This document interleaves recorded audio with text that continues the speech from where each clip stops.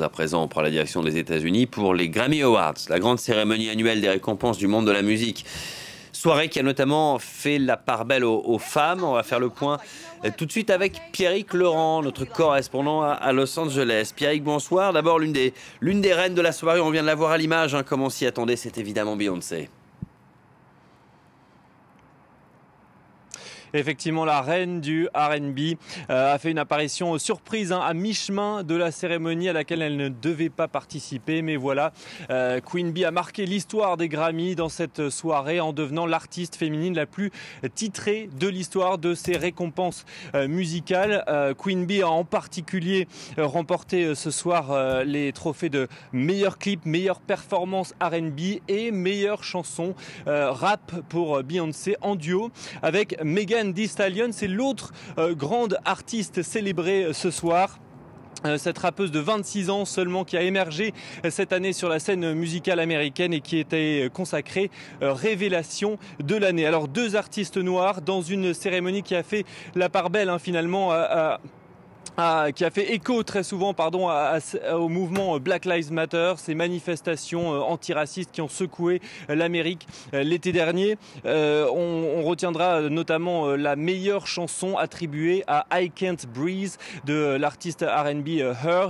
I Can't Breathe, ce sont les derniers mots prononcés par George Floyd, cet Afro-Américain tué par un policier blanc. Et puis il y a eu justement cette performance du rappeur Little Baby qui a remis en scène le meurtre d'un Afro-Américain par un policier blanc et des manifestations qui ont suivi. Voilà, donc ce sont les femmes qui ont très largement dominé cette soirée. On retiendra aussi au palmarès le meilleur album attribué à Taylor Swift et puis Billie Eilish qui remporte pour la seconde année consécutive le meilleur enregistrement de l'année.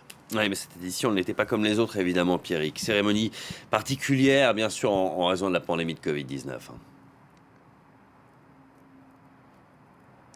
Oui, effectivement, la cérémonie avait été totalement revue pour évidemment faire respecter les règles de distanciation sociale avec un public extrêmement limité et en fait composé uniquement des stars elles-mêmes qui ont accepté de porter le masque pendant la plupart de la cérémonie, qui ont aussi été dehors parce qu'une grande partie de la cérémonie se déroulait en fait en dehors du Staples Center ici à Los Angeles.